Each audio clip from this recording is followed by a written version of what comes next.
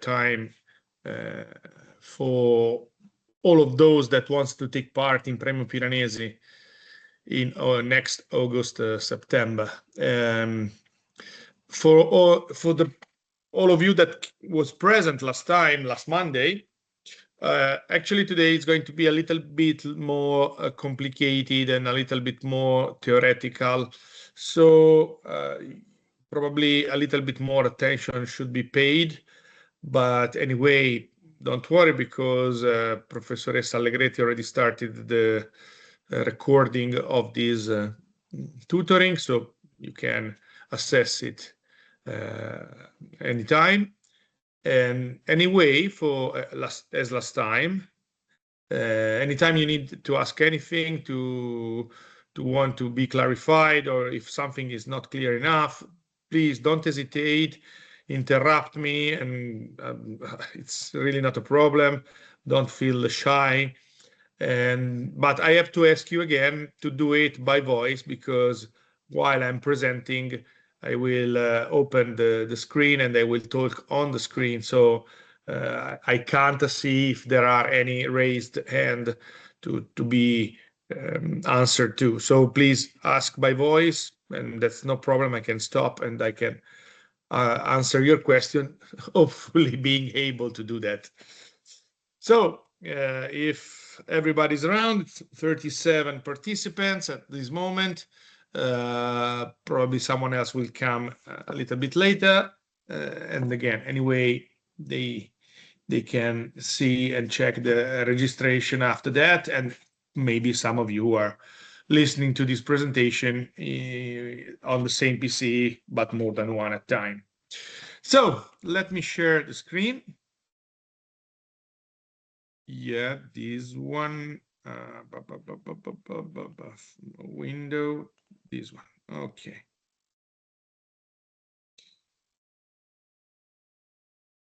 Oops. Can you see my presentation? Say yes if you can. Sì, ma non full screen. No, non l'ho ancora aperta. Sì, va bene. Ok, that's okay. Now it should be full screen. Io parlo per la parte della mia ragazza. La mia ragazza è una studentessa al Politecnico di Torino. Ah, okay. Well, Solo a lei.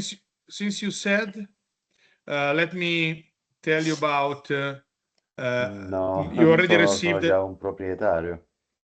Scusami? Sì, sì. Scusami, chi è? Ok, è spento. Ah, okay. Penso che è spento.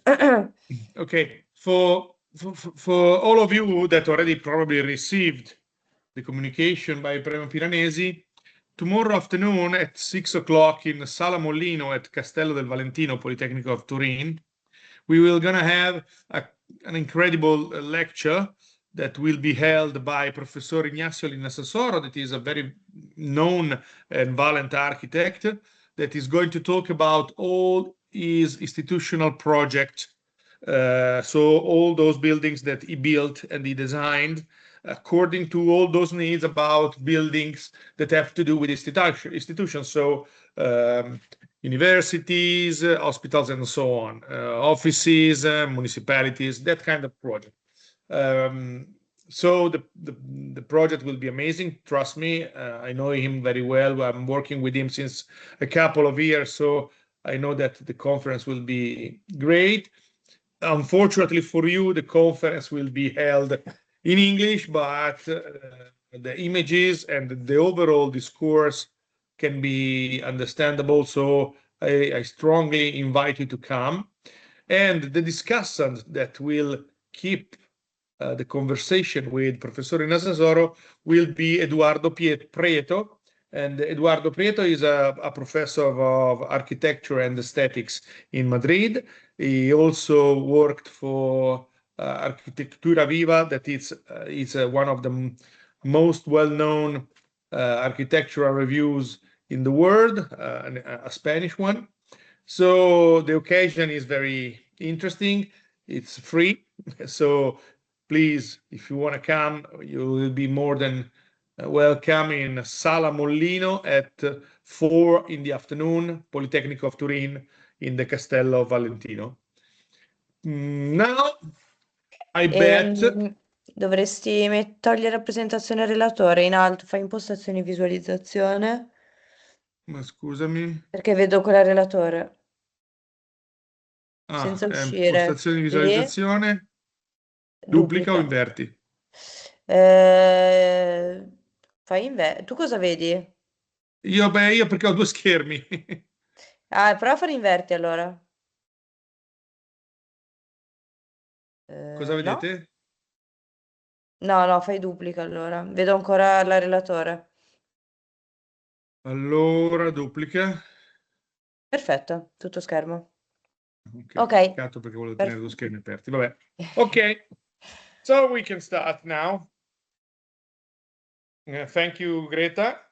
And today we're gonna have a lecture about Adrian and his architects, 19th centuries of interference between archaeological landscape and hypotactic structure. Since the beginning, you can understand how theoretical this lecture is going to be. It also requires an attention and a knowledge that probably some of you still doesn't have, but that's the reason why you're going to take part in Premio Piranesi. And I guess that if you can follow it properly, it's going to be quite interesting. This lecture is part of a presentation that has been held during an international meeting from Professor Pier Federico Cagliari and Greta Allegretti, whose title was Rus in Urbe versus Urbs in Rure. Unfortunately, this is Latin, so probably you don't know it. You are not able to translate it, but that means countryside in the city versus city in countrysides. And I'm going to show you briefly and in a moment what do we mean. First of all, I want to introduce you two very important character of the Roman Empire. On the bottom coin, you can see, and probably you already recognized, Emperor Adrian. While on the upper part, on the other coin, on the bronze coin, you can recognize the Emperor Nero, that you probably all know because of the fire of Rome. Why we're talking about these two guys? You can see here in this image, connected to the proper coin, on the top image, you can see the plan of Villa Adriana. Actually, this is the map from Piranesi. We already spoke about it both during the presentation of the Premio Piranesi and during the first tutoring happening last week. While underneath, you can see, still connected to the Nero coin, the center of Rome, which red part, the parts that are underlined with red, used to be the settlement of the Domus Aurea. Domus Aurea was the house of Rome, of Nero in Rome, that has been built exactly after the famous fire of the 64 after Christ in Rome, the fire that some of historiography believe was created exactly from Nero. So you can see how large the house, the residence of the Emperor Nero used to be inside the city of Rome. This connection is pretty important. Now I'm going to read exactly the next slides just to make it clearer, because basically this lecture starts from the fact that we were investigating if Emperor Adrian had the chance of visiting what remained of Domus Aurea from Nero. As I told you, Domus Aurea has been built between 64 and 68 after Christ. After 68, when Nero was killed, because of that peculiar attitude that the Romans used to have, called damnatio memoriae, that used to consist in the fact that everything from some people that were considered to be forgotten, all of the traces left in the city of those people should have been cancelled. So basically, if Nero died in 68 after Christ, probably Hadrian didn't have the chance to check that much of his former house, because Hadrian was born in 76 after Christ, so 8 years after Nero was died, and in that period already the process of cancelling all the traces from Nero has been applied to Rome. Here you can clearly see that where the Amphitheatro Flavio, that is called the so-called Colosseum, insist, over there used to insist the Nero's lake, that was an important part of the villa itself.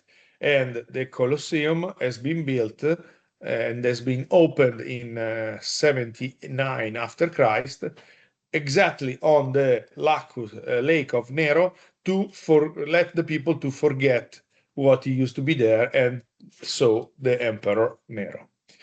But actually, what did Adriano see in the Domus Aurea? He saw with good certainty almost all of the buildings, the porticos of Via Sacra, the vestibule with the Colossus, the temple of the divine Claudius and the pavilion of Nicole Oppio, and its incorporation into the foundation of the Triumph bath, thermal bath. He certainly did not attend the settlements of the Stadium, already occupied by the Flavian Amphitheater, Colosseum, on the day he saw the light, because, okay, here you can see Adrian was born the 24th of January in the 76.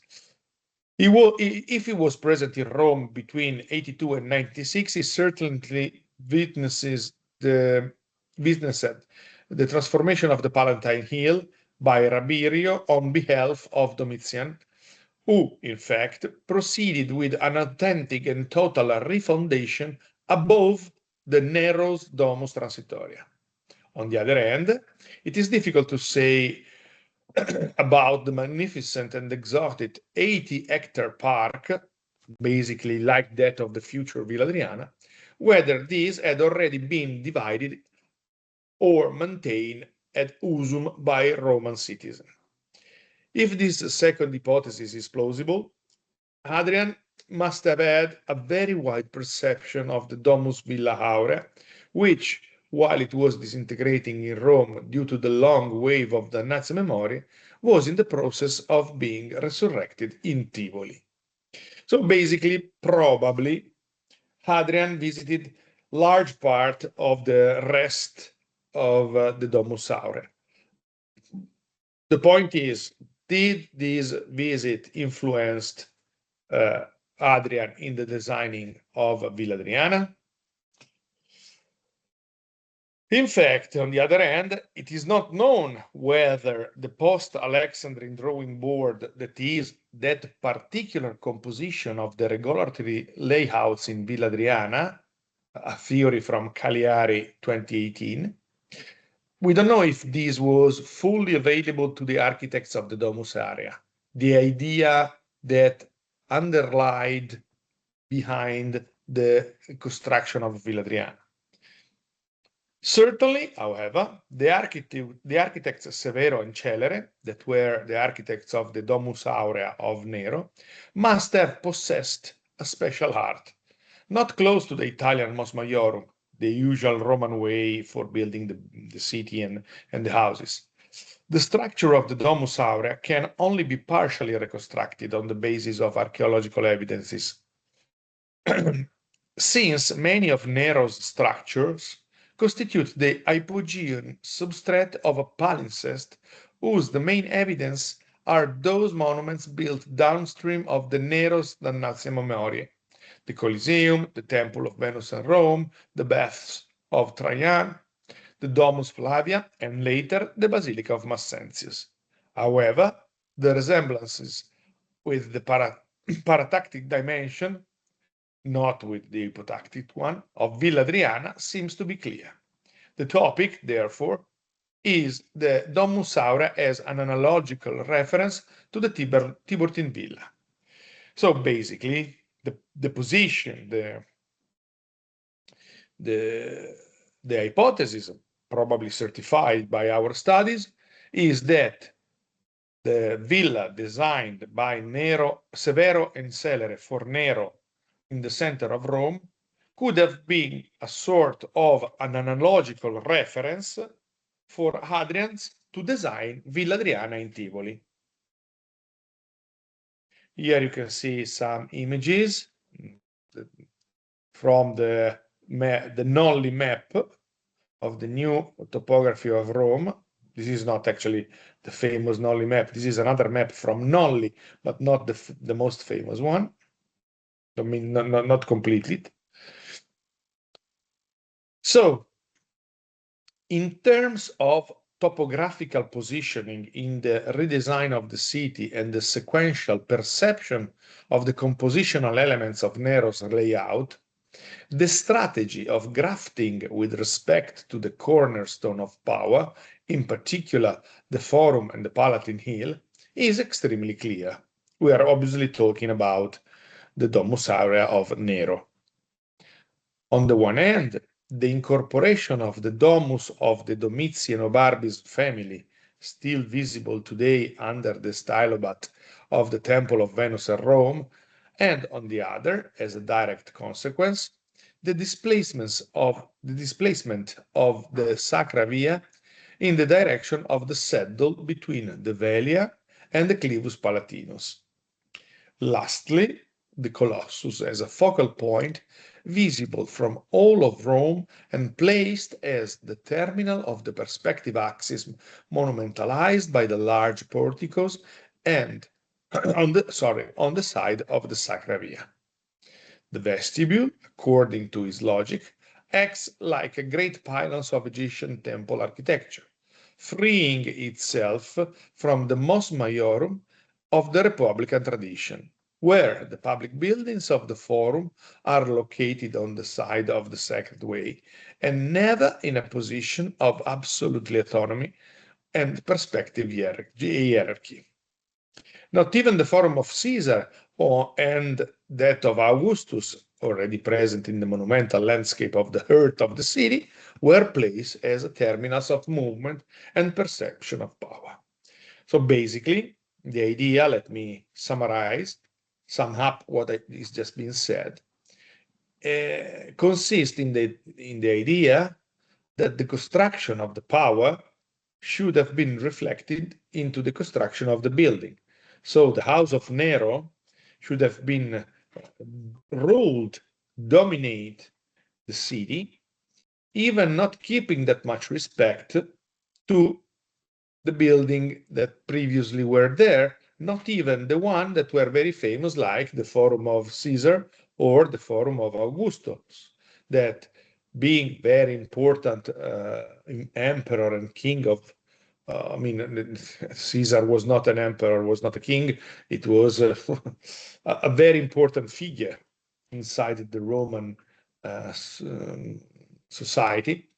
But Nero didn't design his own house according to the necessity of the existing buildings, but he designed something that should have represented himself as the leader and the keeper of the power of Rome, something that probably can be seen again in other buildings afterwards. Here you can see some images enlarged. Here you can see that the lacus that I told you about with where now the Colosseum used to insist. Some of those kind of ideas, so designing elements according to alignments and great porticos directing the people towards some peculiar direction is something that probably those architects and those emperors borrowed by the visits to other countries, older countries like the Egyptian ones, that taught them how to design in a peculiar way. Here we can see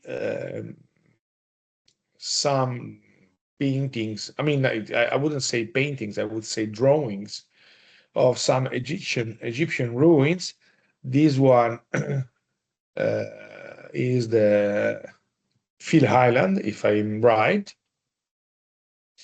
And so from Rome of Nero, moving to Tivoli of Hadrian's, we can see that the approach to the Tiburtine complex, Tiburtine means the complex in Tivoli, is different, conceived according to the model of the two famous acropolis of the ancient world, that of Athens, but above all, that of Pergamon.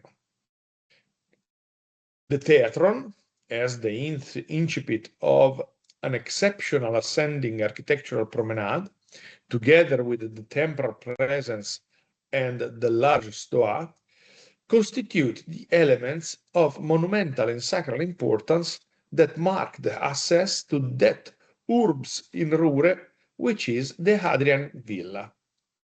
So, basically, after the analysis taken to the Villa of Rome, in Rome, the Villa from Nero, we can say that the approach to Villa Adriana in Tivoli was slightly different. In fact, the main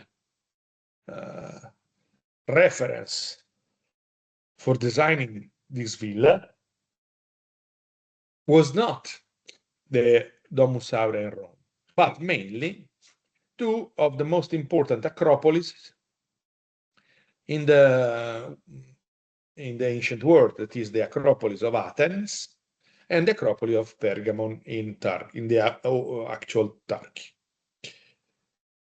So the design of Hadrian's Villa, as been said in the title of this lecture, can be assumed as a urbs in rure, that means a city that has been built inside the countryside, while the house of Nero in Rome was a countryside that has been settled in the middle of the city.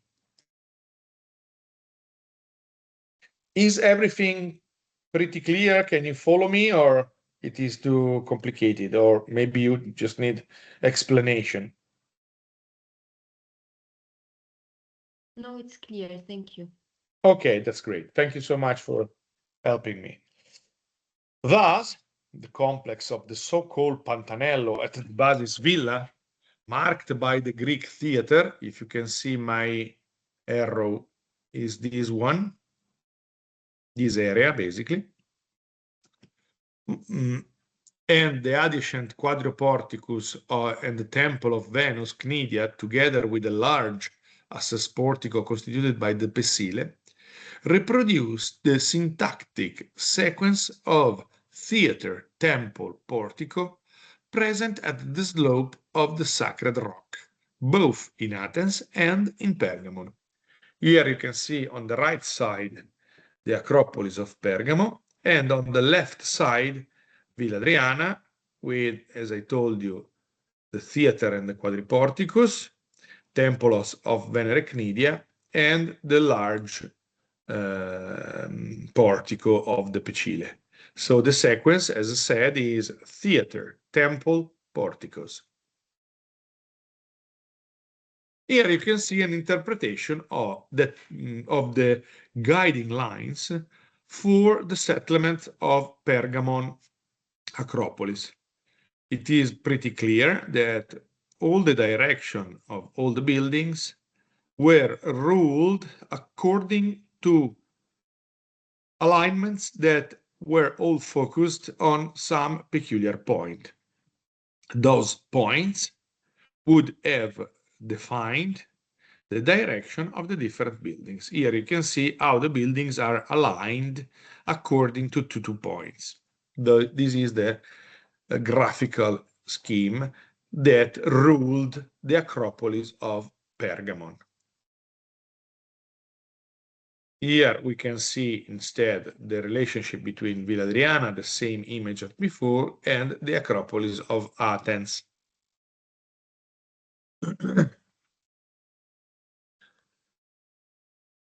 Now let's talk about relationship between parataxis and hypotaxis.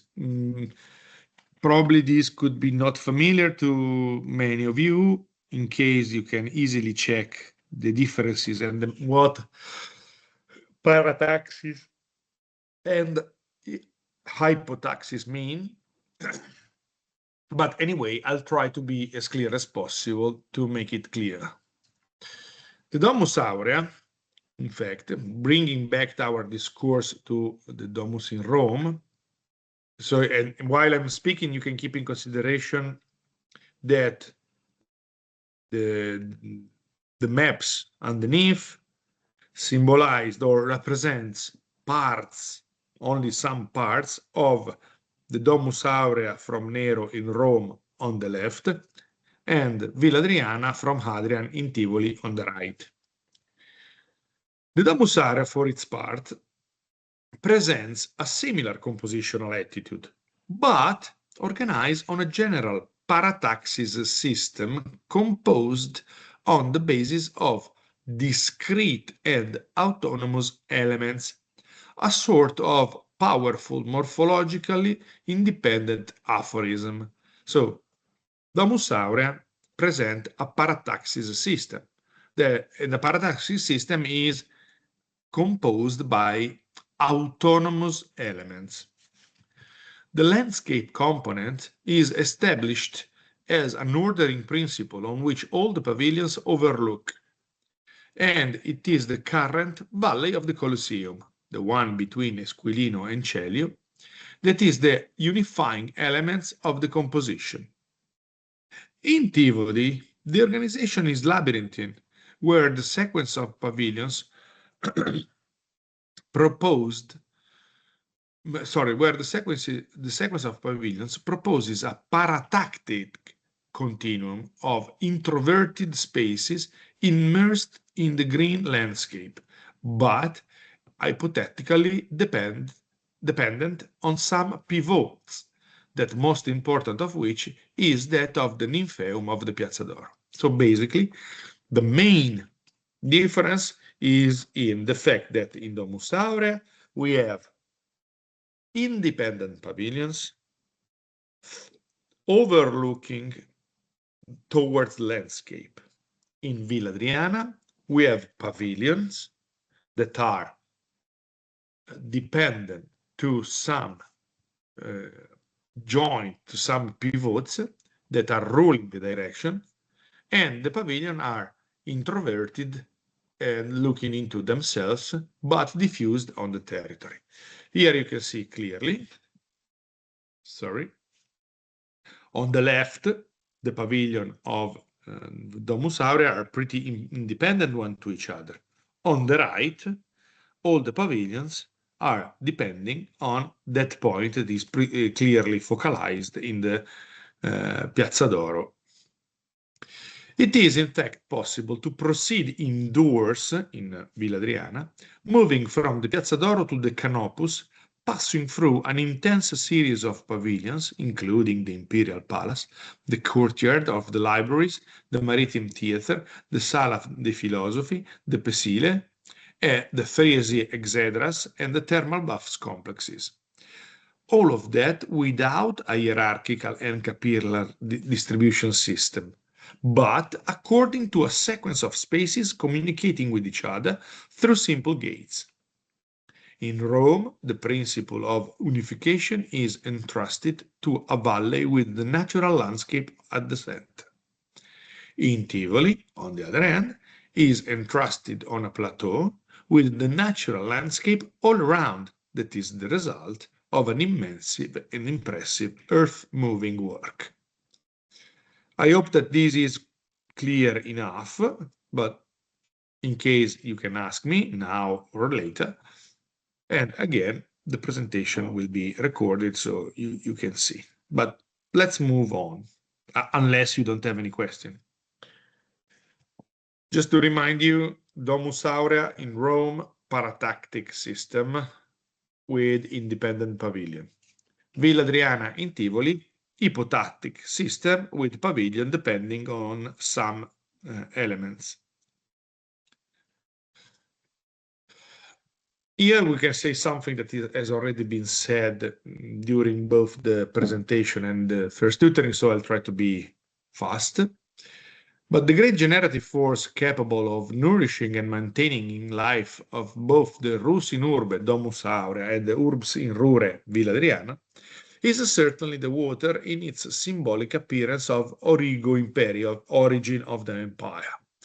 Just think of the contrast supply needs of both complexes, characterized by extensive gardens and crops to be irrigated, artificial lakes, nymphaeums, thermal plants, and various sectings present in all sensitive points of the immense topography of the two imperial domus.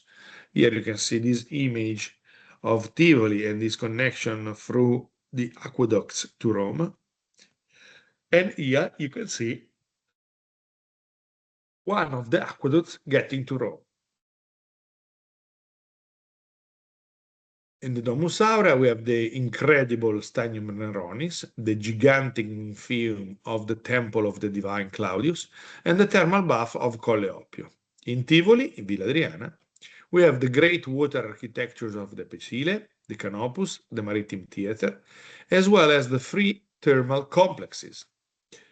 So water to represent the prestige of the prince in a fully visible and transparent way. Whoever holds the water holds the life, his own and that of the state. An interruption of supplying flows is absolutely not conceivable. Water must always be present. For this reason, the only chance to keeping and the promise of the empire remains the connection with large urban aqueducts, such as those of Aqua Claudia, Aqua Marcia, Agno Vetus, and Agno Novus. Both the Domus Aurea and the Villa Adriana were supplied by these waters, which arise from the clear sources of the upper Aniene Valley. Also in these facts, of extreme importance, due to their very nature, Rubs in Urbe, Domus Aurea, and Urbs in Rure, Villa Adriana, are united by a double-stranded bond and by same lifeblood. I guess that was important. This is another image that you already saw in the previous presentation. This image represents the way very famous architects through all history used to understand Villa Adriana and how Villa Adriana affected not only their way of thinking, but more prosaically, even their own buildings. Here you can see some some designer very famous like Raffaello Sanzio, like James Sterling, Andrea Palladio, Guarino Guarini, Alberto Campobaesa, Le Corbusier, Louis Kahn, Maroni. So most of those are pretty known, others probably are not that famous to your eyes. Maybe you can try to guess them in the future days just to see how many of them you know.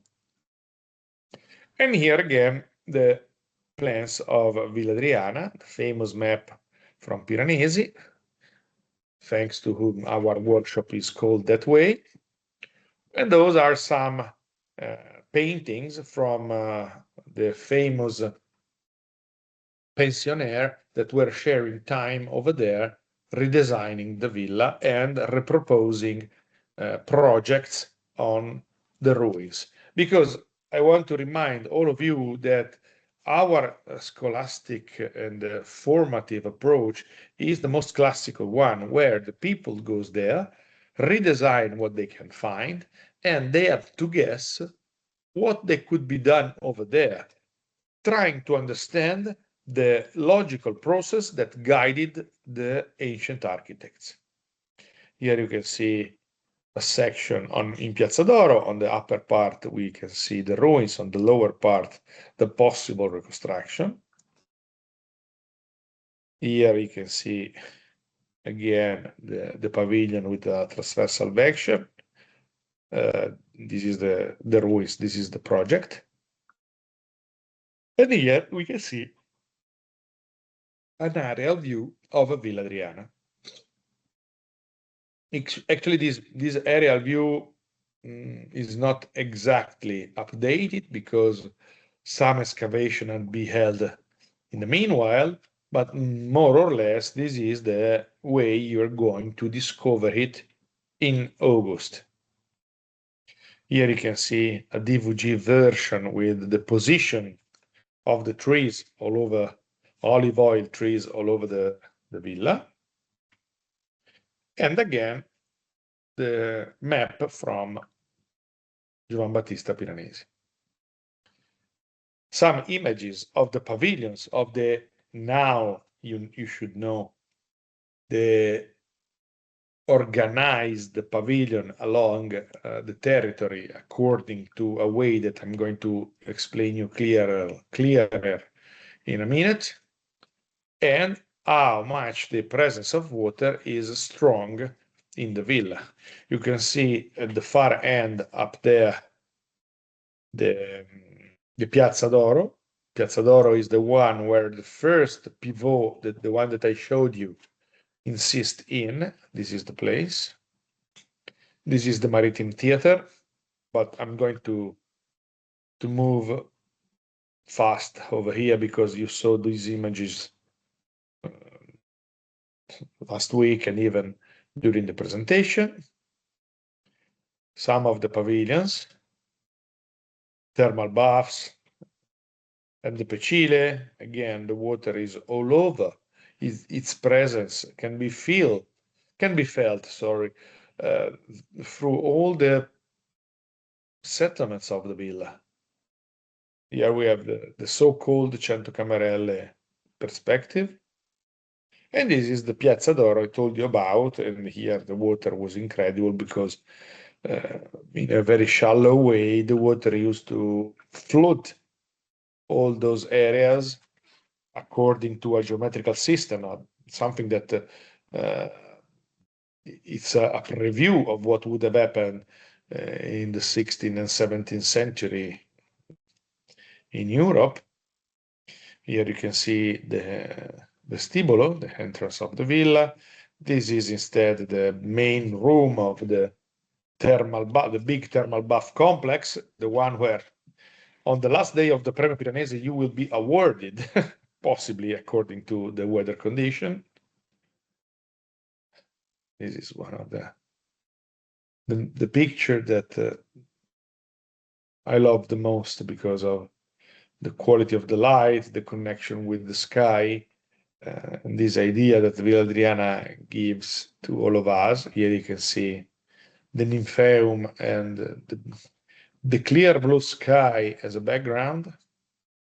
And again, the olive tree fields all over the villa that we spoke about as we spoke about the Canopus, but here maybe the presence of water now can be understood with a different perception and with a different consciousness.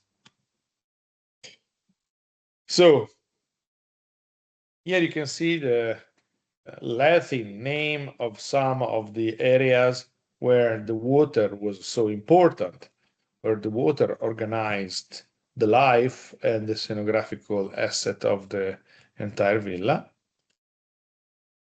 Here we have a couple of plan of Villa Adriana. And here we are going to analyze the formal models of Villa Adriana the sacred places of Hadrian, the places where Hadrian used to go and the places that inspired him for the designing of his own villa. As already said, the Acropolis of Pergamon, that was the Acropolis fought by Eumene I. And after that, we're going to speak about the sanctuary of Isis at Philae Island in Egypt. This is the Acropolis of Pergamon. There are some pictures taken over there. Here you can see an eye bird's view of the Acropolis on the left and a possible eventual reconstruction of the Acropolis on the right with this model. So you can see all the alignments of the building the way I told you about. And this is an amazing, an incredible drawing from the German architects, the German archaeologists that used to work over there for the surveys and for the possible reconstruction of the villa. As you can clearly understand, again, this is not just extruding buildings. This is a project of space, a project of an architectural idea. And this is the image that you already saw before, reminding you which kind of structure used to lead this composition. This is the little temple that was the focus point for the lines that guided the design principles in a very intense perspective. And now we can move to the sanctuary of Isis on Philae Island. This sanctuary has been asked by Nectanebo I in the 340 before Christ, so more than 400 years before Villa Adriana, 450 years before Villa Adriana, finished underneath Ptolemy II Philadelphus in 285, 46 BC. This is the way Philae Island has been discovered by the mission from Napoleon, that at the end of the 18th century visited Egypt, followed by 300 scientists, doctors, entomologists, and all of them, architects and archaeologists, obviously, and so on. And through this long trip in Egypt that would last more than a couple of years, they surveyed everything they saw, from architecture to mosquitoes, from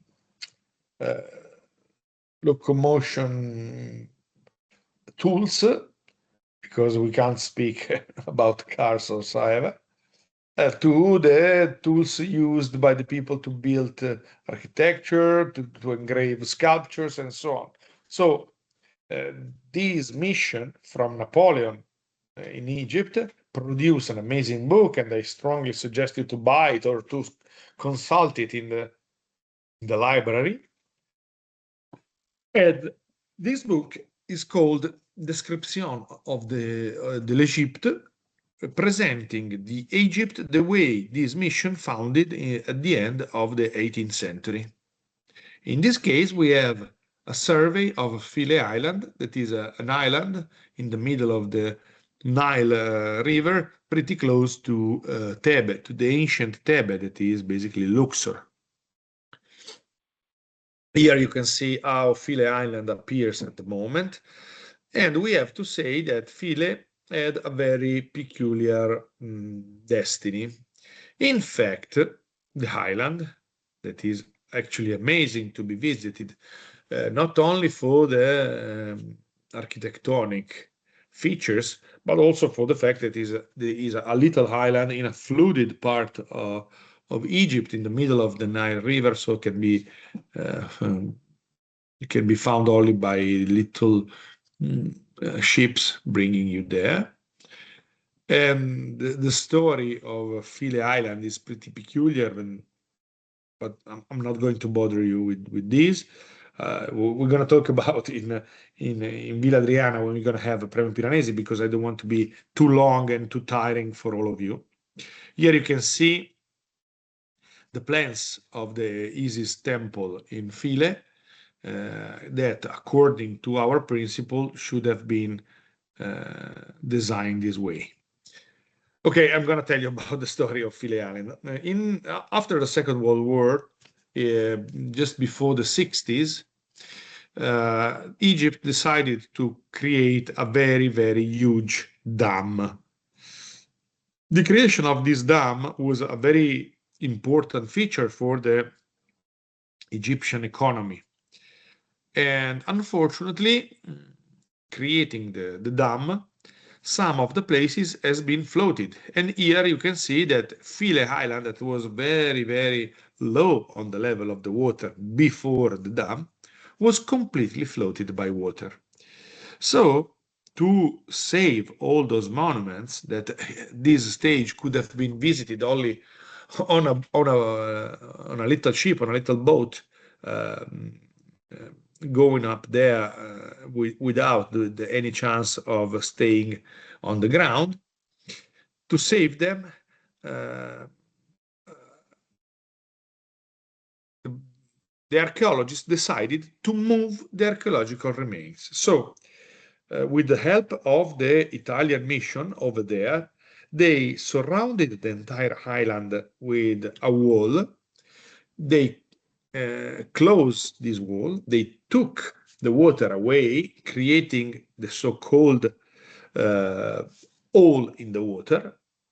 And piece by piece, they dismantled the monuments and they recompose it with the same relationship, with the same orientation, with the same situation in an island just beside Philae, but on a higher level. This way, those temples can be still visited, can still have the same relationship with the sun and with the shadows, but it is just 200 meters far away from the original point. An entire island, despite it was small, but an entire island has been moved from the original island to another one.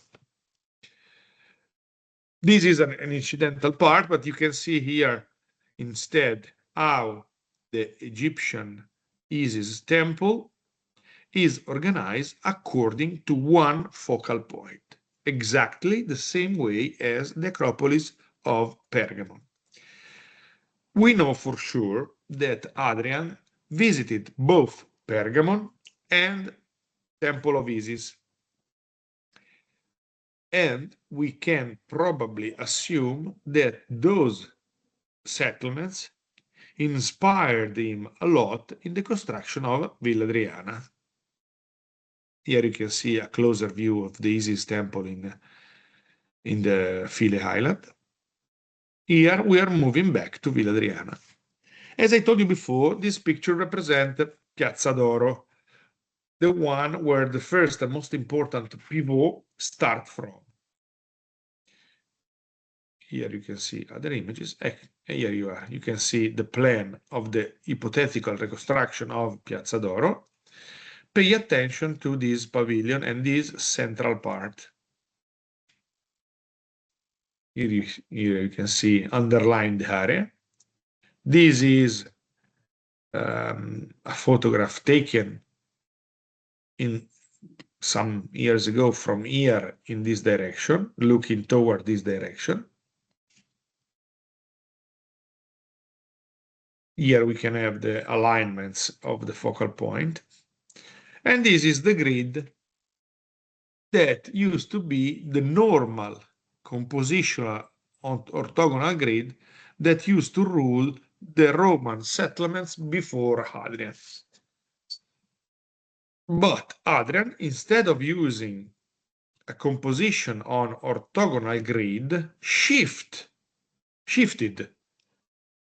his way of thinking, his approach, towards the one that he borrowed from Philae and from Pergamon. In fact, he decided to use a composition based on a polar radial system, where one pole, one pivot, one joint is the starting point of some radial axis that organize in a hypotactical way all the buildings according to that. And here you can see how the central part of the pavilion in Piazza d'Oro is the focal point of this process. Afterwards, these axes can investigate other peculiar points that become, at their own time, new joints to start a new radial composition. In this way. Again, here you can see how the pavilion in Piazza d'Oro designed and ruled most of those buildings that are aligned along the different axes. Here, this point, and this point become the central part of peculiar building. But for example, this point become the direction that design the organization of this building. This axis find two focal points. This building, as this system of buildings, is designed according to this axis. And here you can see the name of the different buildings, of the different pavilions that are designed according to those axes that we can call R1, R2, R3, R4, R5. The axes present in the villas are a lot more than 5 actually. But now we are focusing just on some of them because we don't have time and it's not even that useful to analyze all of them. And also because probably we didn't even discover all of them. We don't know how many axes drove the design processes. Here you can see the temple of Venere Cnidia, that is this temple down there.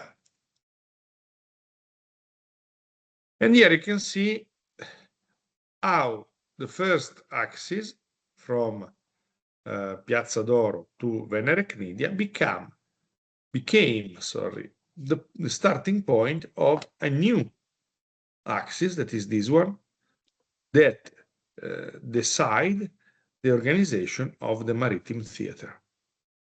And again, from the Maritime Theater, this is the process we analyzed, we can see even other layering.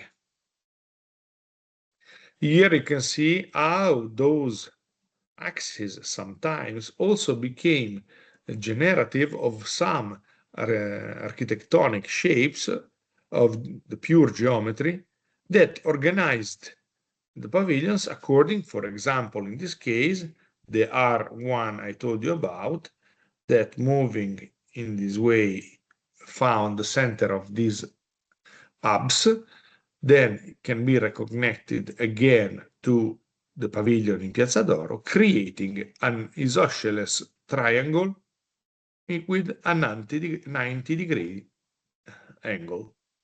That is this one. Here we have another triangle with a 90-degree angles. And here we have another one.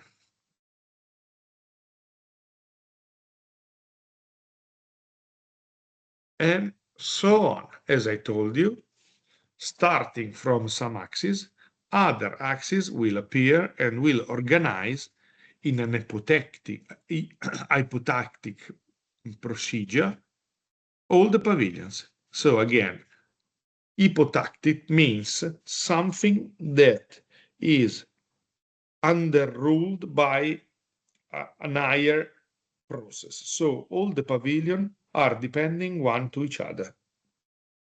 They are not independent.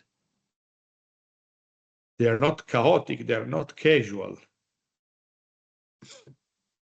Here you can see other and others elements. And even this idea of reusing some peculiar, for the Romans, angles, that is the one of 32 degrees, that is the one normally used for the designing processes, mostly in the countryside sites. This approach to the project not only helps you in understanding better the villa, but can be generative, or better, should be generative, of the processes you're going to take when you're going to be in Villa Adriana.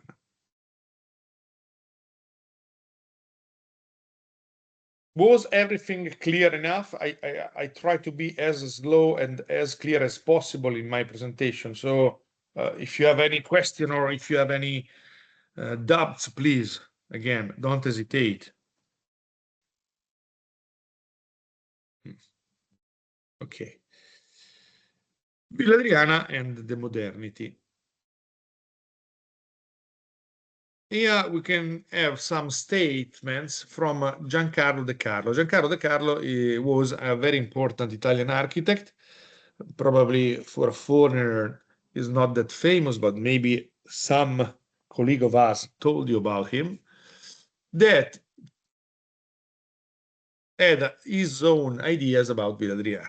Here you can see, Giancarlo De Carlo said, the modern movement was unique and exclusive, while today is impossible to progress without multi-purpose and inclusive representation. Their construction is very difficult because it is always possible in moments of weakness to slip back into eclecticism. But in moments of lucidity, the results are of great overall significance can be achieved. The interviewer asked him, can you give me some examples? And Giancarlo De Carlo said, an example taken from the past is the masterful Villa Adriana in Tivoli, where the multiplicity of language is intrinsic to the compositional substance. The alignments, the dissonances, the variations, the repetition are subtle. The axes cross, spread apart and reconnect with such naturalness as to be unable to distinguish whether their relationships derive from unprecedented calculation or are stabilized by an aftermath combination. So the program is so confused with the result, and each composition of the space becomes significant. I'm not sure that all the architects who work with the Emperor Hadrian sought multiple language, but it is possible because they lived in a society full of tensions and changes like ours, in an essential non-EU society. So basically, even Giancarlo De Carlo, before knowing all the theories that I already explained you and I told you about, because all those theories has been developed mainly by Professor Cagliari through the last years. So, but Giancarlo De Carlo, despite not knowing all those ideas, already could have foreseen this kind of approach in a, let's say, sensorial way, because his point of view is not scientific. But the idea was already there and could have been already appreciated. So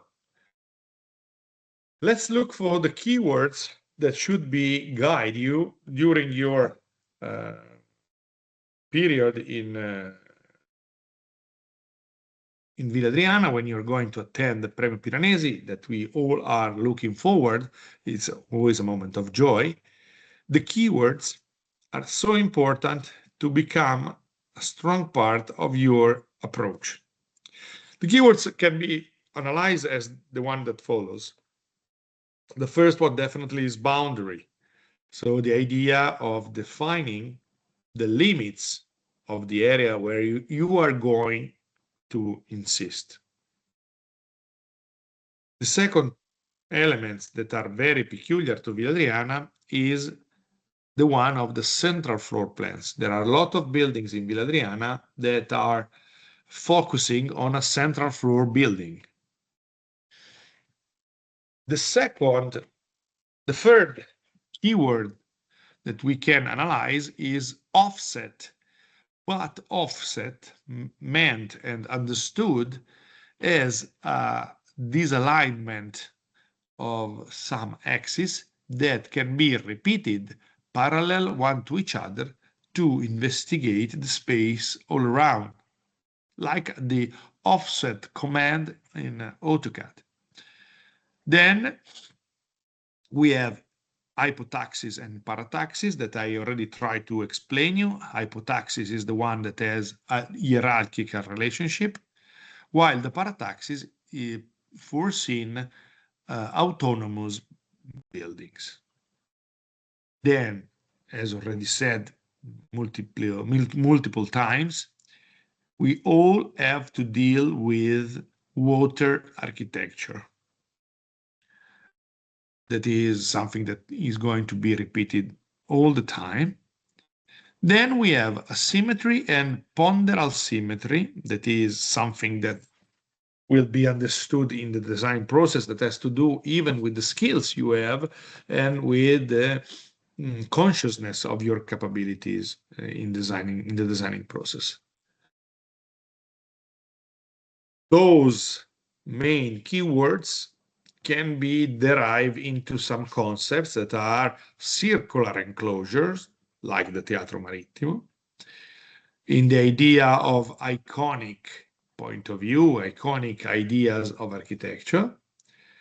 Then in syntaxes, in the syntax of the construction. So in all those syntactic systems, I told you about hypotaxis and the parataxis that are syntactic system, but the syntax should be the starting point, the matrix of your project. Then we have the idea of the linear wall, like the one of the Pesile, that is strongly connected with the idea of threshold. And then the idea of the theater, not only as a topology, not only as a building, but meant as that place where dreams occur, where reality can be moved, can be forged and changed into something that has to do with representation. Here you can see some ways the architects interpreted Villa Adriana. This is a model from Luigi Moretti representing the spaces signed by the Pesile over here, the Pesile wall, the Sala of the Philosophers, and the Teatro Marittimo. Here the importance was in the space and in the abstract connection of the different buildings, but this is the interpretation of Luigi Moretti, an amazing architect from the last century. And here are some other examples that can be probably assumed as examples derived from Villa Adriana. In this case, for example, probably you all recognize it.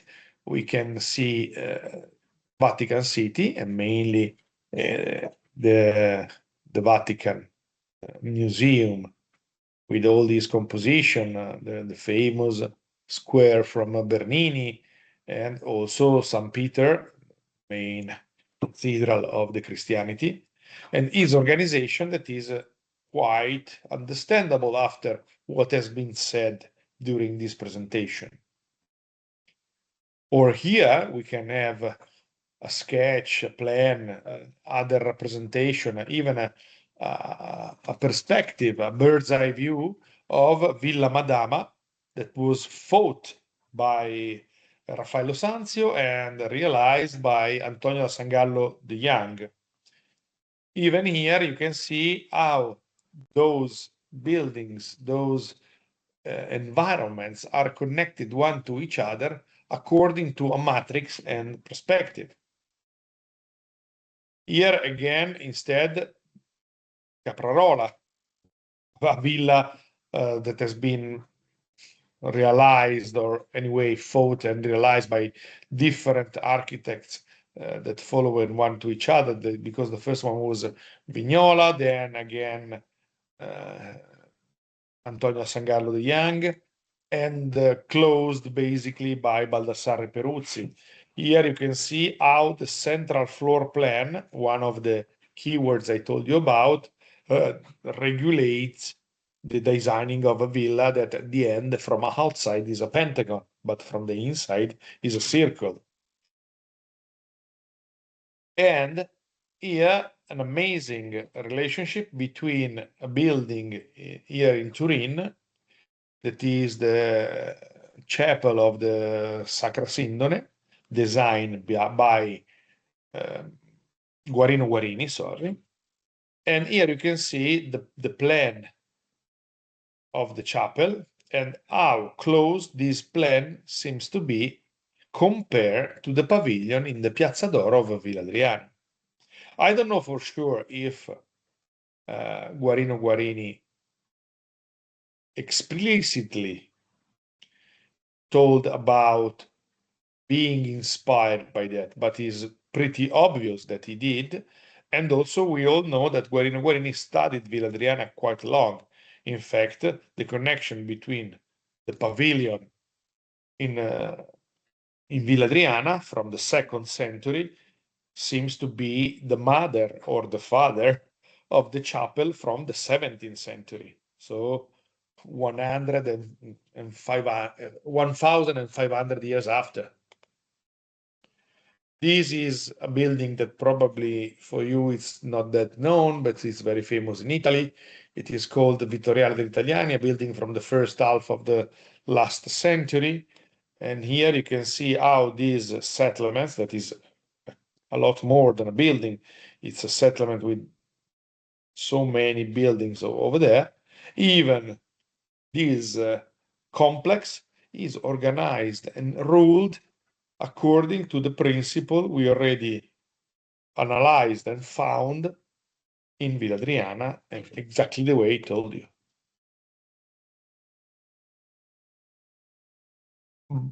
This is a settlement from Giancarlo De Carlo, the architect I already told you about, and whose citations defined the Villa Adriana in such a good way. This is the project he did and he realized in Urbino. And here you can see how the different complexes are connected one to each other according to principle pretty clear. So a big axis ruling this space,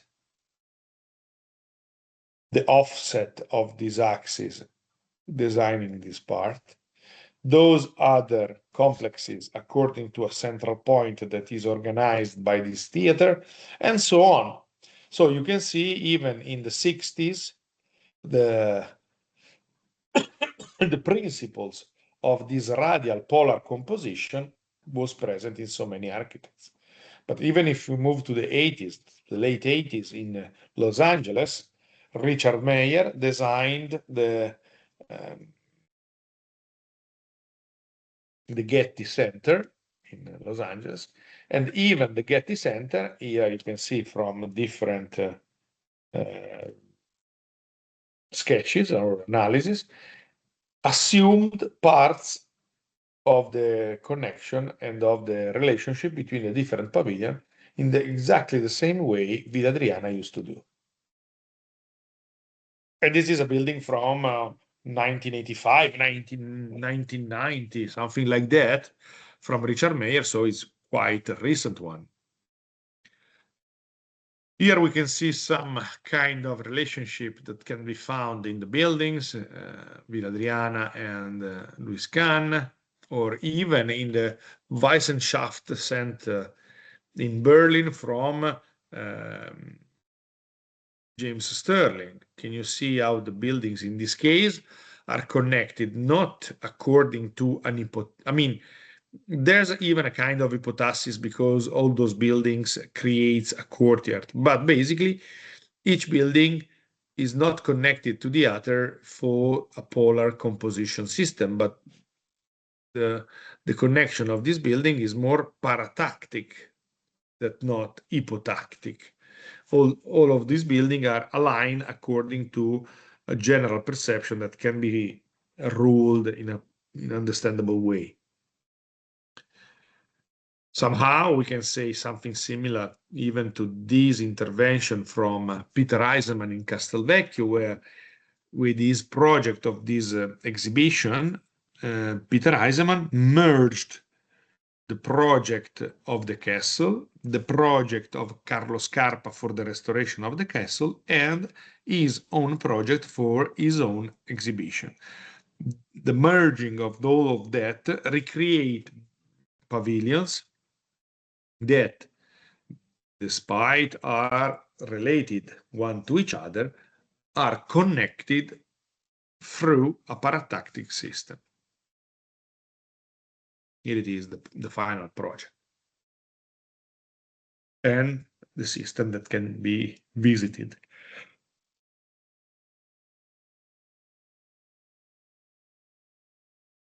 But through the keywords I told you about, one concept was pretty present. The idea of using the central floor plan, the circular element, as the iconic system to reproduce architecture. And despite we don't know if the following project I'm going to show you briefly are consciously derived from the visit to Villa Adriana, we definitely have to assume that this idea of a circular system is something that is strongly connected with the architectural representation. Here you can see some important buildings, pretty known, or some of them, or not buildings, but only some project. Probably the most famous is this one, that is not a primary school, the previous one, when for children between 3 and 6 years old. This is a project from Vacchini in Piacenza. But here you can see how strong the connection of architecture with circular elements, the same that characterize Villa Adriana, and water sometimes, is. This connection is undeniable, is archetypical, is inside the way the people conceive architecture and the usage of the space in itself. Independently by the cultural roots, because you can see we have even a Buddhist temple that is definitely not something strongly connected with the European point of view, but the way of perceiving space through some geometrical and iconic shape is repeated and assumed through the centuries. Here you can see another project from James Sterling. This is in Stuttgart, where some circular elements organized all the space around. Or we can see how strong this other school for little children in Veneto, designed by Alberto Campoparesa, seem to reply the image of that strange little island that is the Teatro Marittimo. This one. Look at this. A circular boundary with settlement in the middle. Here we have basically the same. This is the final project from Campo Bajesa. This is the plan, the organization of the plan, with all the spaces identified. And even if we move back to other projects, on the left, we can see how strong the reference to the Pantheon influenced the project in Dhaka from Louis Kahn. And in this case, we know for sure that Louis Kahn used the Pantheon, that is again another Hadrian's architecture in Rome. And the reflection and the influence that Roman architecture had on Khan is undeniable and recognized by Khan himself that defined his dependence to Roman architecture. Until this building that is incredibly expressive and massive, that borrowing this image on the left from the Pretorio in Villa Adriana, became the matrix for the designing process of the Unitarian Church in Philadelphia from Louis Kahn.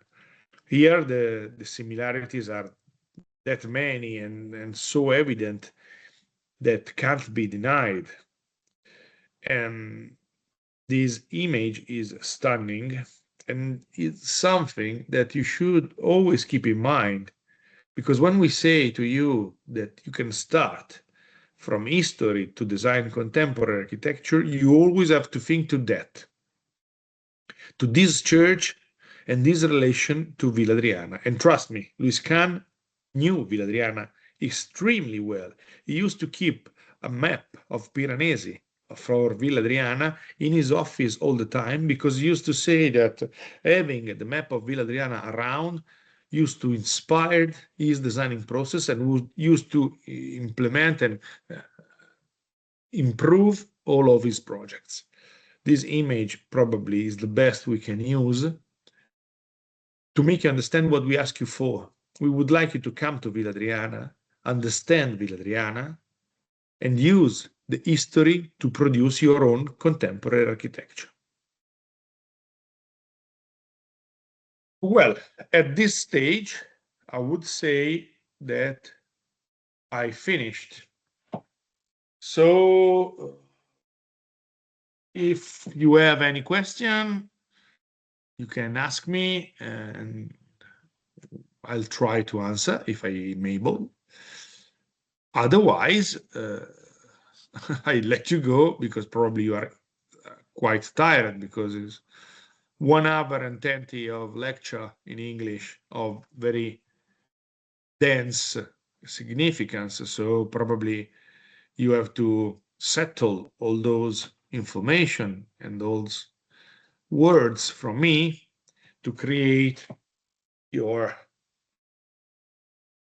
moment of learning. But please, if you have questions, don't hesitate.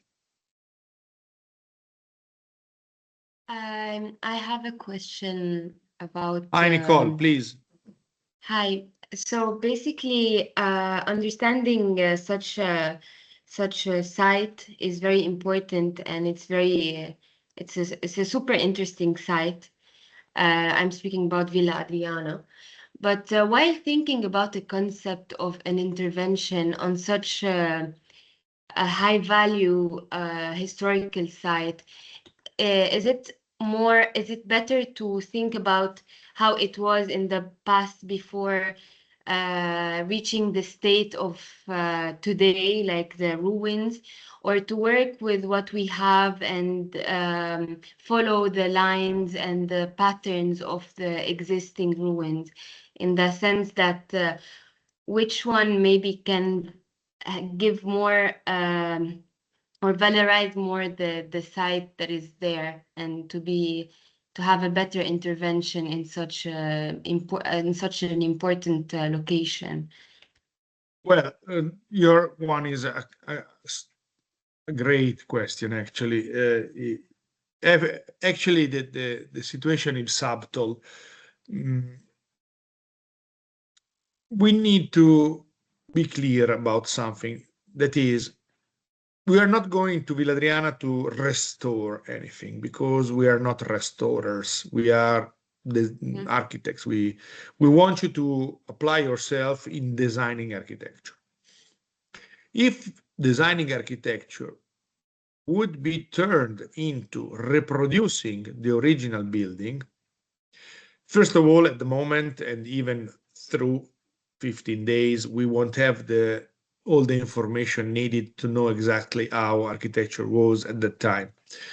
But second of all, it could be understood as an historical fake because we usually don't rebuild architecture exactly the way it was.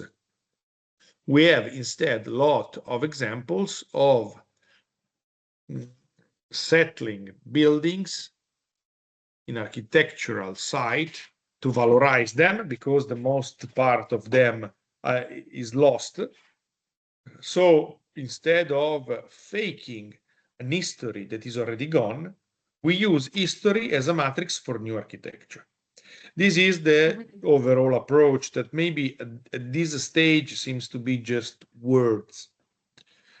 But when you're going to be there, you will understood a little bit better, because it needs a long time spent on the archaeological soil. Even the direct dialogue would help a lot, because, you know, through a screen with words that are not our own, with not the possibility of drawings and explaining with the other examples. But the point is exactly the one I told you.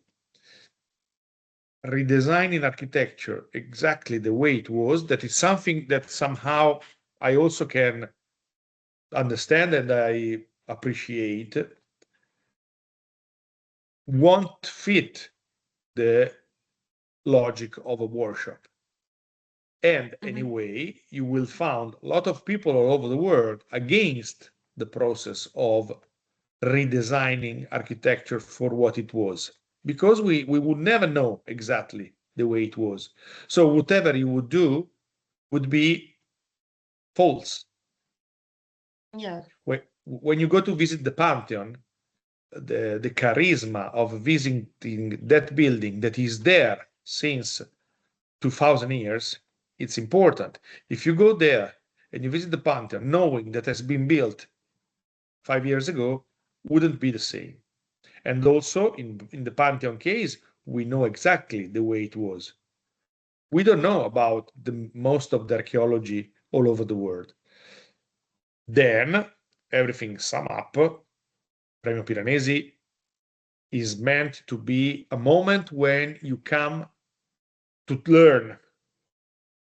learn something, to learn a methodology. So most of the projects we produce for Villa Adriana are projects that are theoretically correct, but probably I wouldn't let them to be realized, because sometimes this is not necessary. I believe that Villa Adriana is nice enough the way it is. Yes. But valorization is also going through the idea of producing intervention that brings people over there, supply all those requests of the visitors going in there, that are maybe even bathroom or shadows or places where to rest, or museums, for example. And if we want a museum inside Villa Adriana, we need to do a new one. We can't do an old building turned into a museum, because in that case would be even a double false. You would recreate an ancient building 2000 years after, so it's a fault. Second of all, you would use it as a museum, but not as the original idea. Function, yeah. Yeah, I mean, I'm not one of those that particularly love function. One of the reasons why we go to Villa Adriana is because Villa Adriana has lots of buildings that are not connected to a straight function. And that is very important to me and for all the organization, because we wanted to work with architecture, not with a program. But at the end of the day, we need to conceive a program to let the buildings to be used somehow. I hope I've been quite clear, or at least a bit of clear. No, it was very helpful. Thank you very much. More than welcome. Thank you, Nicole, for your question. Other question?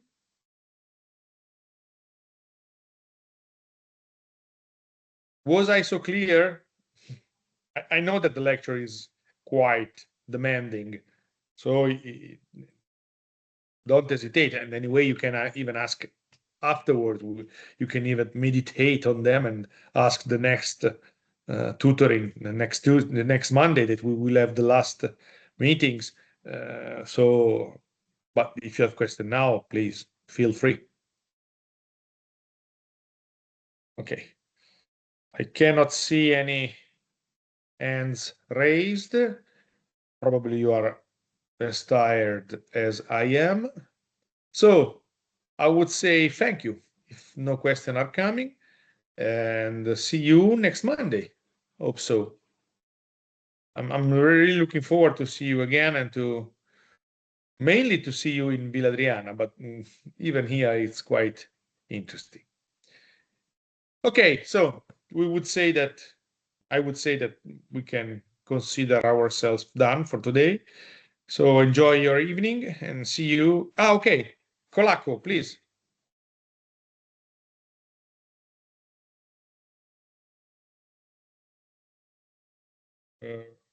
Colacco, do you have a question? I can see your hands raised.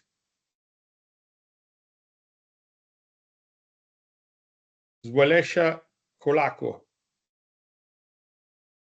I'm so sorry. My mic was closed and I was asking. My question was, Professor, that connecting to Nicole's question, since we are not going to replicate an actual building, or we are not going to actually give a function to the building there, because it's a very historical presence. How do we actually deal with when we have to put a function inside it? Like, do we like jump in and put something new? But what if we put something new in there, how do we connect it to the essence of what is already there? Yeah, this is the project basically. Basically, we will ask you for something. We will give you something to design. You have to produce water architecture that are pavilions connected with water. Mainly, they could be thermal elements. They should host archaeology. They should host arts.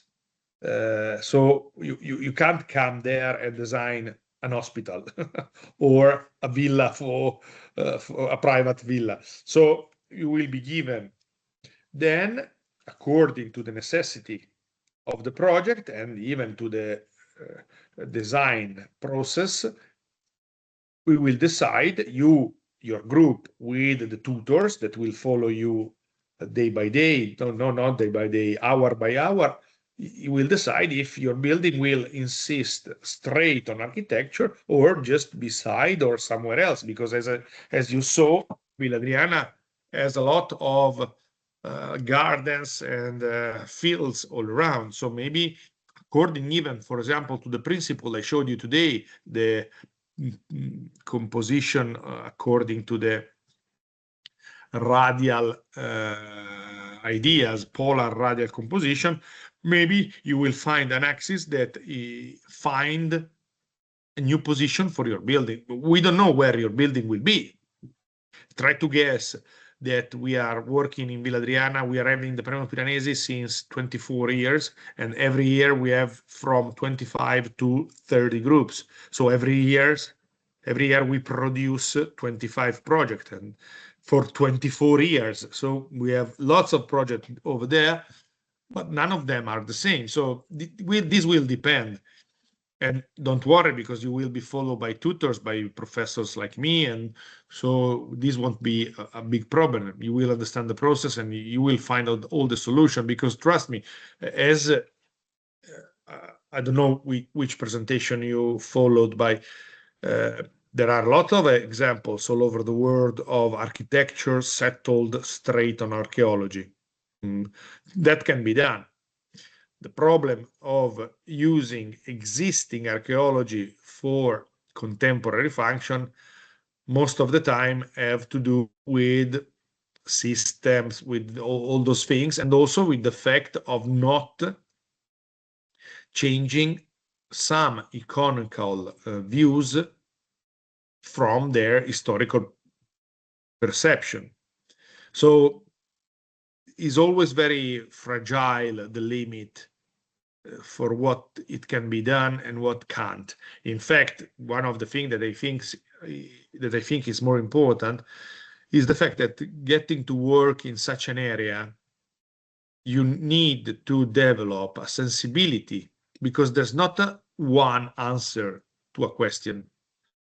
There are so many answers that should be dealt, they should be understood, they should be evaluated to look for the project you consider the best. But any situation in an archaeological area have a different answer to any question, because there's not a guiding rule that can be applied to any archaeological areas.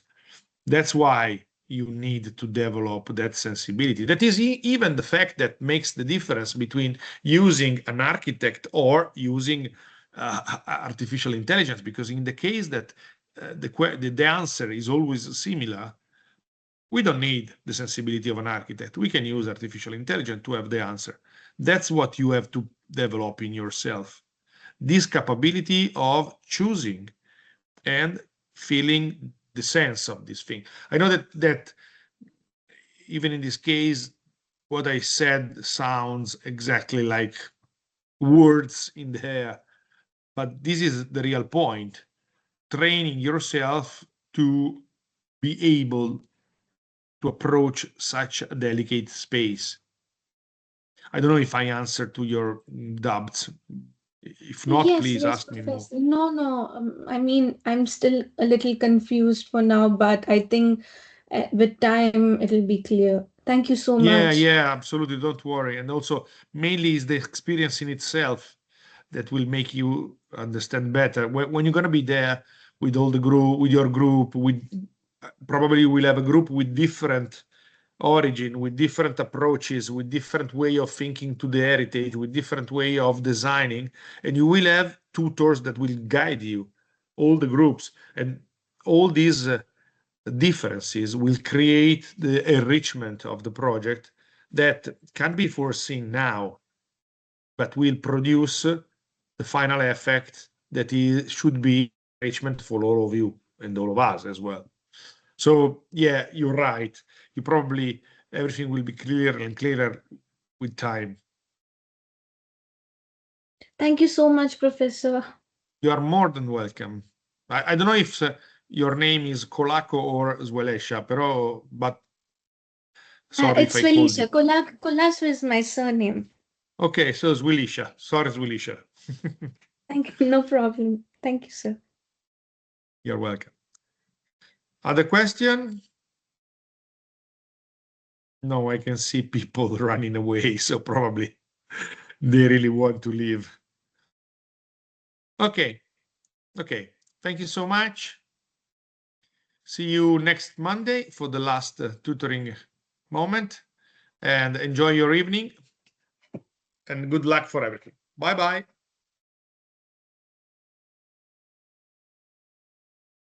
Thank you. Bye.